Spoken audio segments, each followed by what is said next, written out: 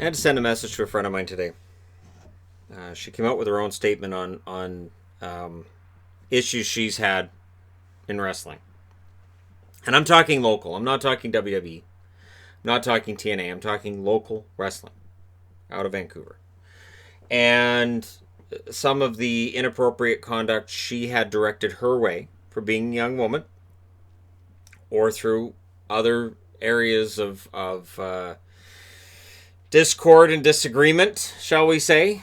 And so, she's going through a lot right now. And so I messaged her to say, hey, if you need to reach out or if you need to talk, let me know.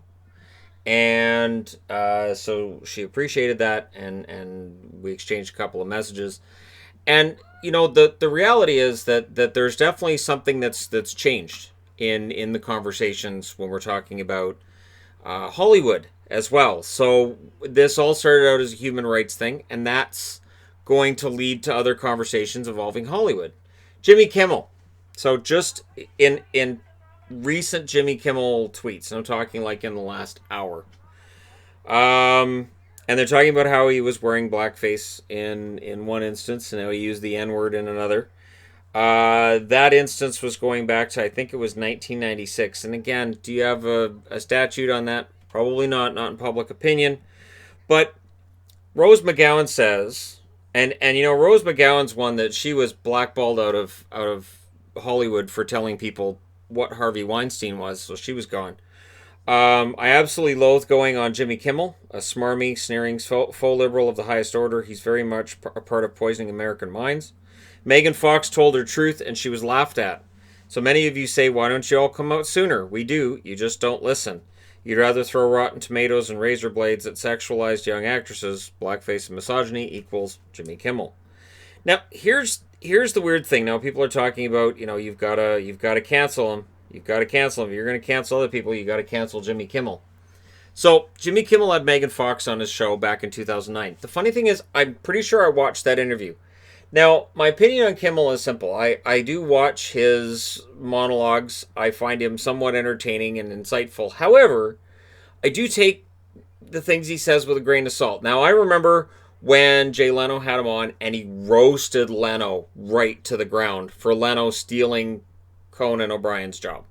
And that was one thing that I said, you know what, full on respect to Jimmy Kimmel for not backing off and not just playing nice and just straight up calling him on the fact that he gave Conan the job and then he took it right back again.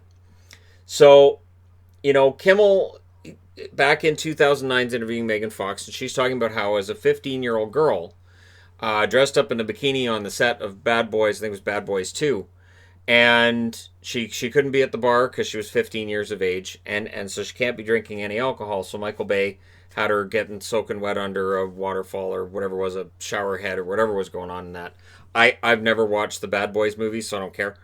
But because they didn't look all that interesting to me, I'm like, oh, Martin Lawrence. Skip. Martin Lawrence is one of those guys I'll skip a movie. So even though I'll usually watch a Will Smith movie, if Martin Lawrence is in there with Will Smith, I'm probably going to go, I got to skip this because I find Martin Lawrence to be just insufferable. And I mean, it's weird because,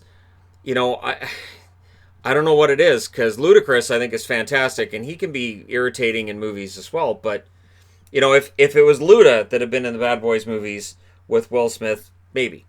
But anyhow, Megan Fox is telling the story about how at 15 years of age she was sexualized and she didn't feel comfortable with it. And Jimmy Kimmel basically says, well, yeah, just because it's what any man's fantasy would be kind of thing doesn't mean you necessarily do that. And they laughed it off. And the audience laughed it off too. This is not a case of Kimmel said something and nobody in the studio audience laughed. But you'll notice the words of the Man Show are on here. Jimmy Kimmel, before he was on his own show, he had the Man Show back until 2003 when he handed off to Joe Rogan and some other co-hosts, and then it just went right in the tank. The funny thing with the Man Show was I hated it. It was him and Adam Carolla, and I mostly hated it. The only thing that I found funny was they had this little kid they would send out to say absolutely horrible things to, sometimes it was older people, sometimes it was young ladies, that kind of thing. He would just say the most offensive stuff. And that I found is sort of sophomorically funny. But they had girls in bikinis jumping on trampolines at the end of every episode.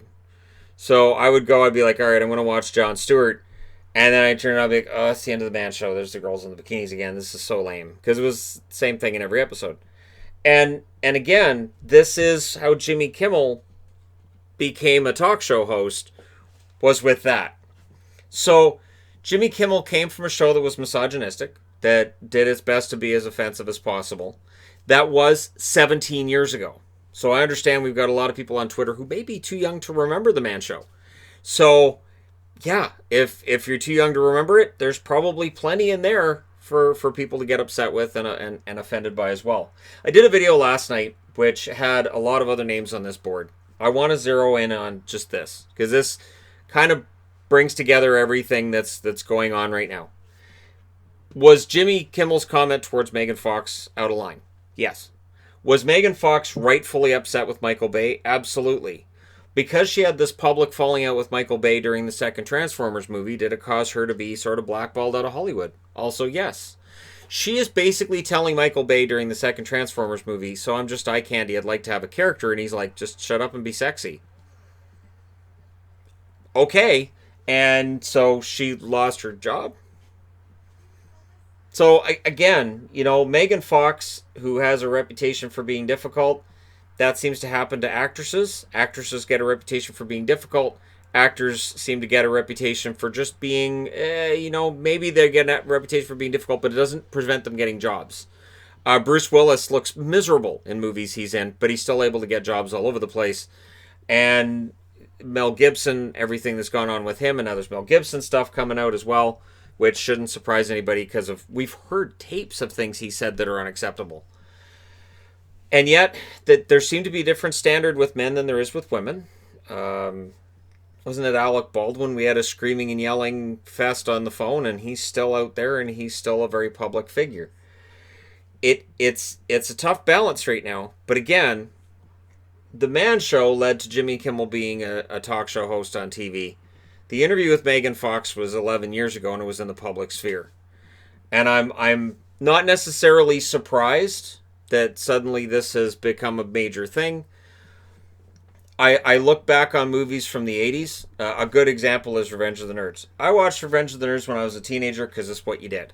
You hung out on weekends with your friends, and if you're nerds, you're like, let's watch the movie where we don't get beat up in school. Let's do that. And yet, you watch this, and then you're watching it decades later, and you go, well, she thought she was sleeping with her boyfriend, but it was Lewis, which means, oh, God. Oh, that's... Whereas a teenager, you're like, oh, that's funny. That's funny. And then decades later, and again, because it was a totally different mindset, you watch and you go, that's awful. And then they get married? Wow, that's... Huh. And then, if you're interested, go look at how Luke and Laura met on General Hospital and how their first date went. Attitudes have changed and opinions have changed. I don't know if Jimmy Kimmel necessarily gets completely canceled for this. I think Jimmy's tried to do some good things over the last few years. Does that make up for everything else? Probably not. I always find it weird, though, when people dig up something that we all saw and they go, hey, remember this? And we go, no, we forgot all about that. You need to be mad about it now. Okay, we're mad about it now. And again, there are certainly things we need to be upset with right now. I don't know what's going to happen with Kimmel, but it has left a lot of people, myself included, feeling bad for Megan Fox. And I kind of feel bad for Shannon Doherty, who was a good actress. And whether you liked her or you didn't like her, Shannon Doherty was a good actress. But she had a reputation for being difficult, and she didn't end up getting a lot of roles, you would think, probably based on that. Because when a man's difficult, you still go, well, but he's still a box office draw. A woman's difficult, you go, she's difficult. Megan Fox, yes, her looks got her onto the big screen. And she knows that. But it's highly likely she also thought, it'd be nice to be able to show I can actually act. I can really act in this. And they're like, just be sexy, do a lot of running. We're going to have you in that low-cut top today, so you can just run. We're going to film that in slow motion. We're going to have that in the movie. And if you could bend over that car there. And, we'll just do that. We'll just do that. Yeah. So I don't know how this gets fixed. And I'm not sure what the end game here is. Because again, if we're going to be digging up stuff that people on TV did 20 years ago, it's going to be a while. And I start wondering, like, so if people on Twitter never watched Married with Children, some of the stuff that I thought was hilarious years ago that I would watch now and go, oh, God, no, no, no, no. Because things change. But even, watching Big Bang Theory, there are jokes that are made that you're like, that's just creepy. That's not really funny. That's straight up creepy. One of my favorite things on YouTube is the videos where they've taken the laugh track out of Friends to make Ross look like he's a serial killer. And honestly, all you have to do is take out the laugh track, and Ross looks like a serial killer. That's it. You don't have to change anything else, because his lines, not particularly funny. And there's a lot in Friends that turns out to be not particularly funny when you take out the laugh track. And Big Bang Theory as well, where you've got Howard when he's hitting on Penny in those first few seasons, everything he says is just creepy. And if you take out the laugh track, it's just creepy. And you're like, wow, that's really not that funny. That's just ew. And I don't understand why Penny would even associate with him.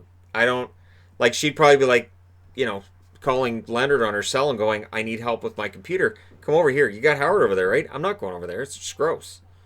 And you would think. But again, even Big Bang Theory, I don't know how many times I've watched it and thought to myself, girls don't just run around in their underwear and crop tops into somebody else's apartment. They just don't do that. This is really blatant what the show was doing. And again, do we keep trying to rewrite history? Do we acknowledge that's how things were done and we should probably be smarter going forward? And other people are going to get hit by this. So I'd be interested to know what you guys think. Again, I tried to do this last night and I finished. It was longer than this, and I thought, nope, I can't post that. I will post this one. So again, if you haven't watched The Man Show, you've got Google's your friend.